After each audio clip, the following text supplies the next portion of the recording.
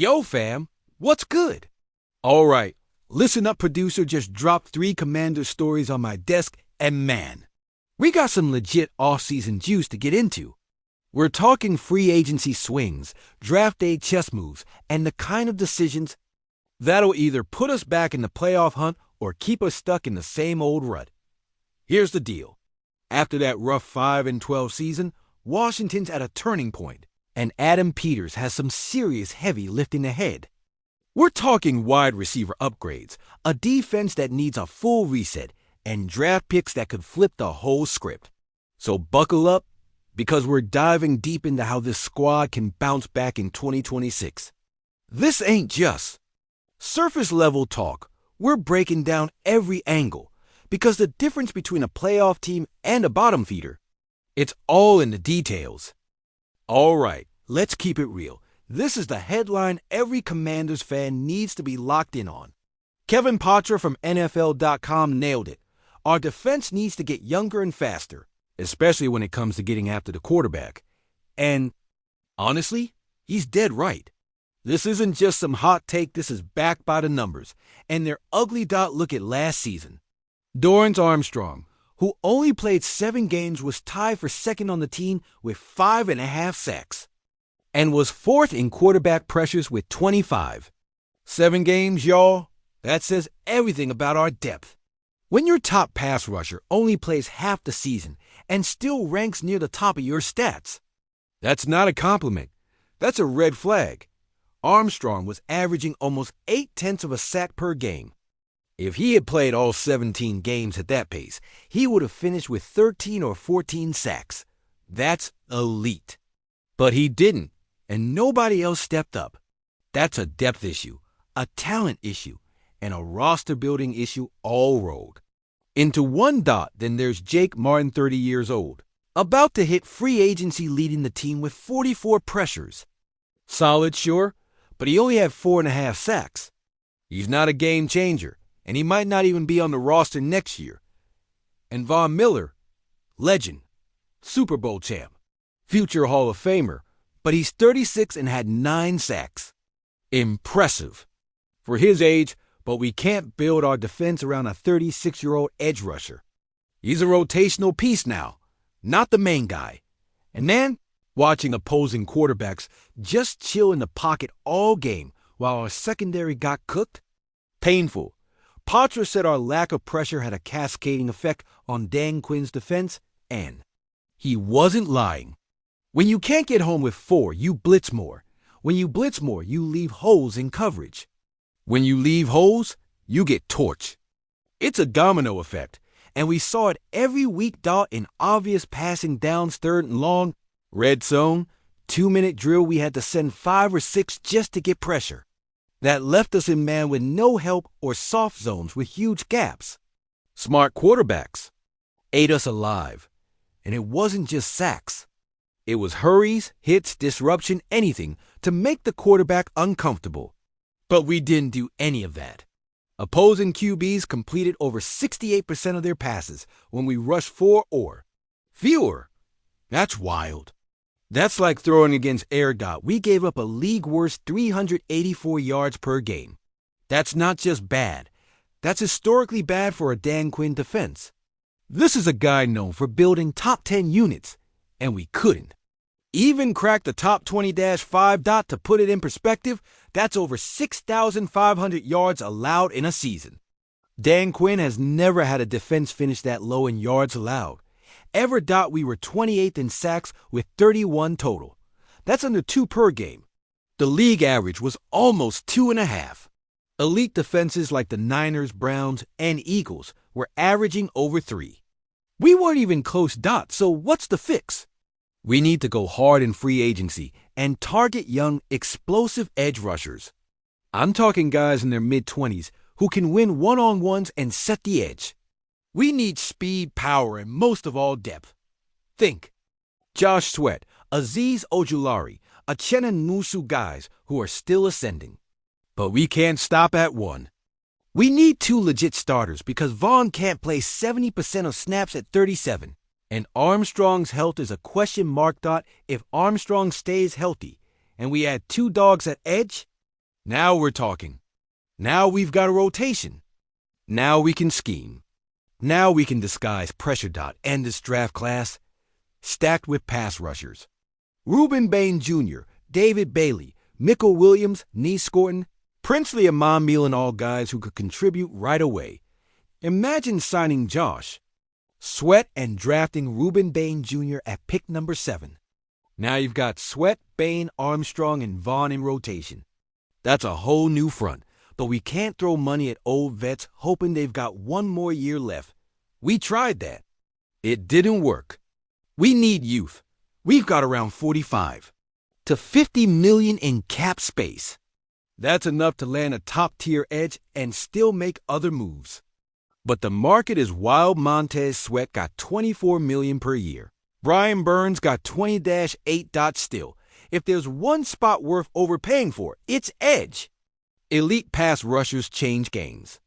They create turnovers, force bad throws, and make everyone else better. Remember 2023? When Sweat and Chase Young were healthy, we had a top 10 defense and won a playoff game. The difference? Pass rush dot. If we don't fix this, it's another wasted season. Jaden Daniels can't carry the whole team if the defense is giving up 30 every week. Dan Quinn knows how to use elite edge rushers. Give him the talent, and he'll cook off so when free agency opens, Adam Peters needs to move fast. No waiting. No bargain hunting. Identify your guys, make the offer, and get it done. All right, that's the big one. Now, let's talk about a potential heist from our division rivals. Yo, this one's spicy, like real spicy. Pro Football Focus is out here saying the Commanders should go after Giants slot receiver Wan'Dale Robinson in free agency. And honestly, I'm here for it. The more I think about it, the more it fits. Exactly what we need to build around Jaden Daniels. Let's break it down. Deebo Samuel's about to hit free agency, and at 30 years old, there's a good chance Washington lets him walk. And look, I respect what Deebo brought: toughness, leadership, but let's be real about his 2025 numbers. 47 catches, 531 yards, 3 touchdowns. That's not terrible, but it's not game-changing. Either dot his yards per catch, 11.3. Decent, but not explosive. And with the injuries he dealt with, it's fair to question how much he's got left. If he's willing to come back on a team-friendly deal, cool. But if he wants top dollar, it's time to move on and invest in younger legs. Then there's Treylon Burks. Man, he hasn't shown much. 23 catches, 289 yards, 1 touchdown. That's WR4 production, maybe WR5. He's not separating, not a red zone threat, and not someone Jaden can count on dot. So right now, it's Terry McLaurin and that's it. And Terry, he's a beast. 79 catches, over 1,000 yards, 6 touchdowns. Pro Bowl level stuff. But when defenses know he's the only real threat, they double him, bracket him, take him away, and nobody else steps up. Watching Jaden scramble around looking for anyone besides Terry to get open? Painful. Enter Wan'Dale Robinson.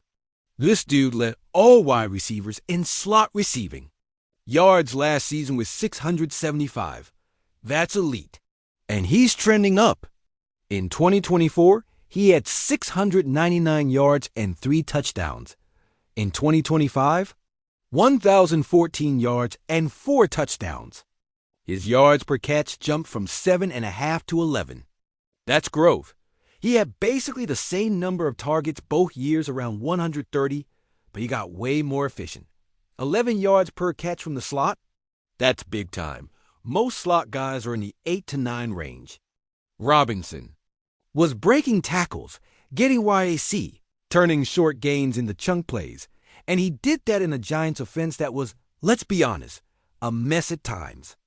Imagine what he could do with Jaden Daniels, someone who can extend plays and hit receivers on the move. Now here's where it gets interesting. Brian Daboll, the coach who featured Robinson in New York, just left to be the Titans' offensive coordinator. Tennessee already has Tremere Dyke in the slot, so Robinson might not follow Dabble. And even if he doesn't, the Giants still have to decide if they can afford to keep him.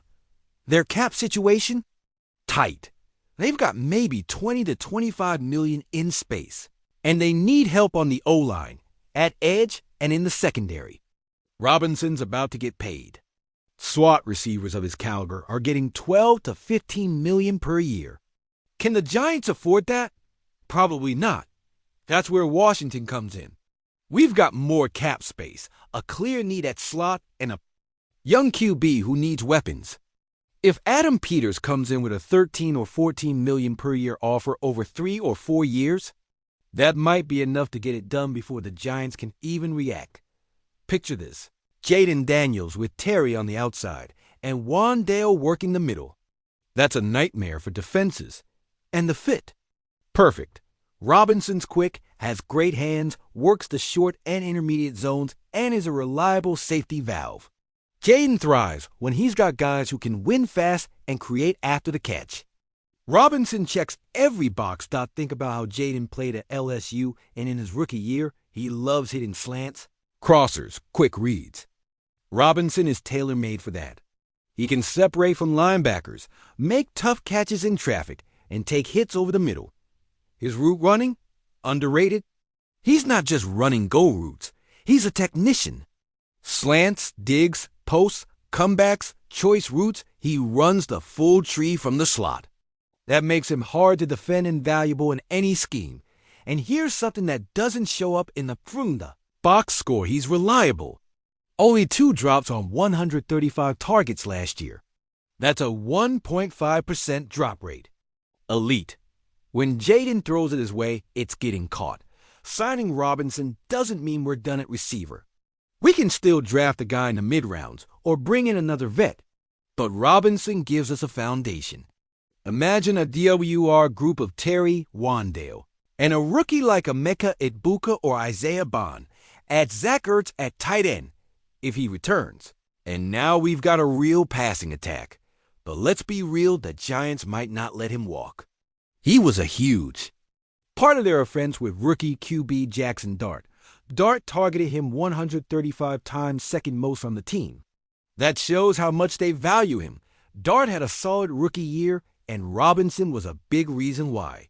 The Giants might prioritize keeping him, even if it means cutting elsewhere. But the franchise tag for wide receivers in 2026 is projected at 19 to 20 million. That's a lot for a slot guy. Can they afford that? Probably not. So if they don't tag him, he hits free agency, and we've got a shot.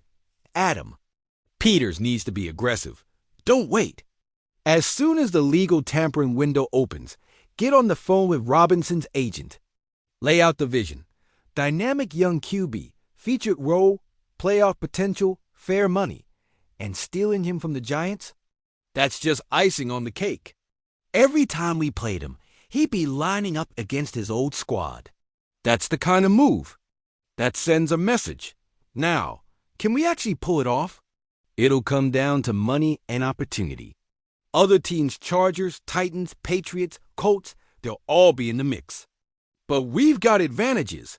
Immediate playing time, a rising QB, a big market, and competitive money. If I'm Adam Peters, I'm offering 4 years, $52 million, with 28 guaranteed, 13 per year. That's fair market value. Not an overpay, but strong enough to get his attention. If we're serious about helping Jaden Daniels succeed, this is the kind of move we need. No more bargain bin shopping. No more hoping Wash vets have one more year. We need young, hungry, ascending players. Robinson is 25, proven, and fits our offense perfectly. And if we land him, defenses can't double Terry and ignore everyone else. Someone's getting one-on-one, and Jaden will make them pay. Picture this. Terry runs a go route, pulls the safety. Wan'Dale runs a dig into the open space. Jaden hits him in stride for 20 yards. That's the kind of play we couldn't make last year. With Robinson, we can dot. So yeah, I'm all in on signing Wan'Dale Robinson. It makes sense from every angle: talent, fit, money, strategy. Adam Peters, make it happen. All right, we've talked. Pass rush and receivers. Now let's hit the draft. Because the next pick could define our defense for the next decade. Yo, draft season is officially here, and the Commanders are sitting pretty with the number 7 overall pick. That's prime territory to land a game changer. And according to a bunch of mock drafts and analysts, Washington might be eyeing Ohio State safety Caleb Downs. And before anyone starts yelling about taking a safety in the top 10 hold-up, let me explain why this might be the smartest move we could make. I know what some folks are thinking, a safety at number 7. That's a reach. We need an edge rusher or a tackle.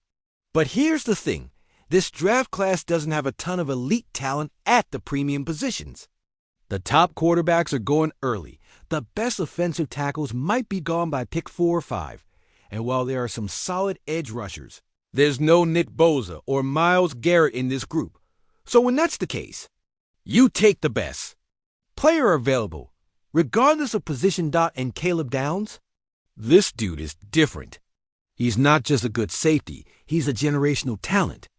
He's getting compared to guys like Derwin James and Kyle Hamilton do-it-all safeties who can erase tight ends, cover slot receivers, play deep, come down in the box, and just wreck offensive game plans. That's not just a safety, that's a defensive weapon. Let me paint the picture. Derwin James lines up everywhere free safety, strong safety, slot corner, linebacker. He can cover Travis Kelce one-on-one, blitz off the edge, play center field, and shut down the run. Kyle Hamilton? Same deal. The Ravens move him all over deep, box, slot, even edge sometimes. Offenses have to account for him on every snap. That's the kind of impact Caleb Downs brings. And Dan Quinn? He knows how to use guys like that. Back in Seattle, he had Earl Thomas and Com Chancellor, 2 safeties with different skill sets, who formed the backbone of the Legion of Boom. Earl was the deep guy, Com was the enforcer. Together, they made that defense elite. Downs has the potential to be both. He's got the range and instincts to play deep and the size and physicality to play in the box. That combo is rare. Let's talk production. In 3 college seasons, 1 at Alabama, 2 at Ohio State, Downs had 164 tackles, 16 for loss, and 6 interceptions. Solid numbers, but the tape? The tape is what makes him special. At Alabama in 2023, he started every game as a true freshman and was named first-team All-American. That's almost unheard of. It shows his football IQ, instincts, and ability to process the game at a high level. Then he transferred to Ohio State and became the leader of their secondary. In 2025, he helped lead the Buckeyes to a national title and was arguably their best defensive player during the playoff run. In the championship game, 8 tackles, 1 for loss, and a pass breakup. He was everywhere. But here's what doesn't show up in the box score: his ability to clean up other people's mistakes.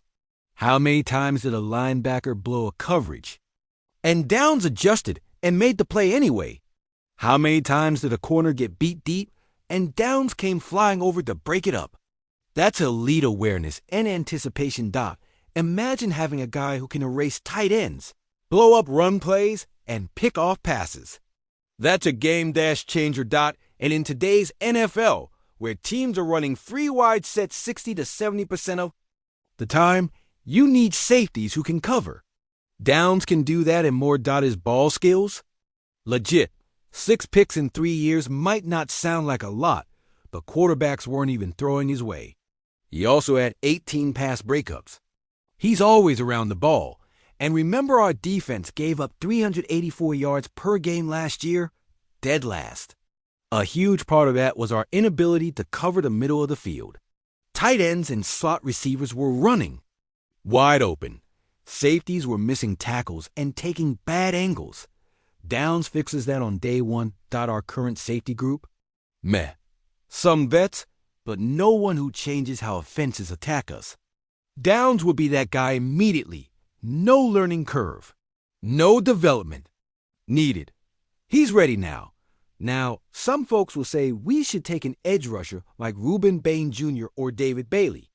And yeah, we need pass rush help bad. But if Downs is the best player on the board at 7, you take him. You can find edge guys in round 2 or in free agency. You don't pass on a generational safety. My draft philosophy.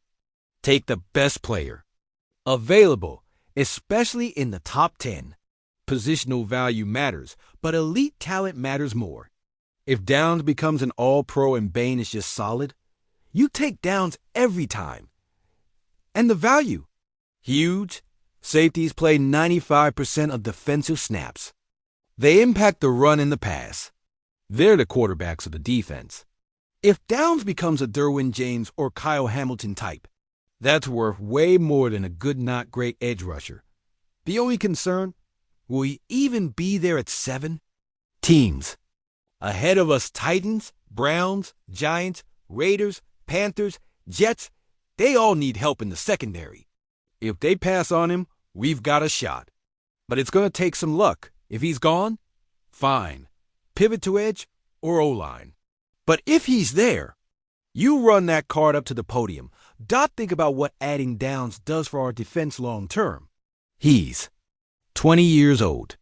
He won't even turn 21 until after the season starts. He's already played in big games, already proven he can lead, and he's got minimal wear and tear. He's a plug-and-play starter who could be an all-pro by year 3. And the contract? Rookie safeties picked in the top 10 make around $20 to $22 million over 4 years. That's a steal. A player of his caliber in free agency would cost $15 to $18 million per year. That's $10 million in surplus value you can spend elsewhere. That's how you build a championship roster, get elite players on rookie deals. Then use the cap space to fill out the rest dots. So yeah, if Caleb Downs is there at number 7, I'm all in. He's a tone setter, a leader, a difference maker. Don't overthink it. Don't get caught up in old school positional value arguments. This is the modern NFL. Elite safeties matter. Dan Quinn knows how to use them. Give him Downs. And watch the defense flip from worst in the league to top 15. That's not hype, that's real.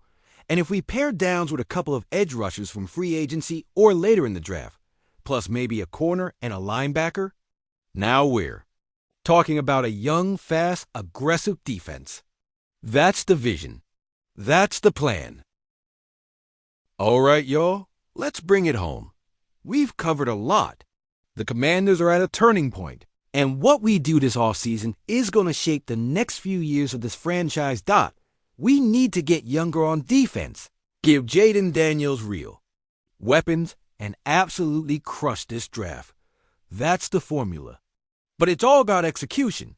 If Adam Peters can land a young edge rusher in free agency, someone like Josh Sweat or Aziz Ojulari steal Wan'Dale Robinson from the Giants too, give Jaden a legit slot weapon, and draft Caleb Downs at number 7, we're looking at a whole new team in 2026. A team that can compete in the NFC East, make the playoffs, and maybe even make some noise in January. But if we mess this up, if we keep signing aging vets, reaching in the draft, and ignoring depth, we're wasting another year of Jaden's rookie deal. The blueprint is out there. The Niners built through the draft and smart free agency. The Eagles went big and added elite talent. The Lions rebuilt their defense in one offseason. We can do the same if we're smart, aggressive, and strategic. This isn't about 1 or 2 splash moves. It's about a full shift in how we build this roster. Prioritize youth, athleticism, and versatility. Stop chasing big names. Start finding ascending players who fit our scheme. Be ruthless with underperforming vets. And above all, nail this. Draft 2026 is make or break. Adam Peters and Dan Quinn have shown they can find talent. Now they need to build a full roster that can win. Yo, if you made it this far, you're a real one. Drop a like, hit that subscribe button, and let me know in the comments, would you rather sign Wan'Dale Robinson or draft a receiver in round 2? Are you taking Caleb Downs at 7 or going edge? And who should we target in free agency? Let's talk about it. These decisions matter. Hail to the Commanders, baby. Catch you all in the next one.